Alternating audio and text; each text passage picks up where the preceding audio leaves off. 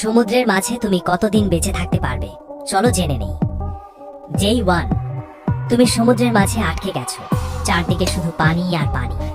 এখনো শরীরে শক্তি আছে, কিন্তু ভয় ধীরে ধীরে বাড়ছে।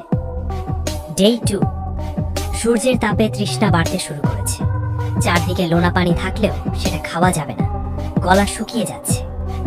ডে 3, তৃষ্ণা আর ক্লান্তিতে শরীর দুর্বল হয়ে যায়, মাথায় একটু একটু ঘুরতে শুরু করে।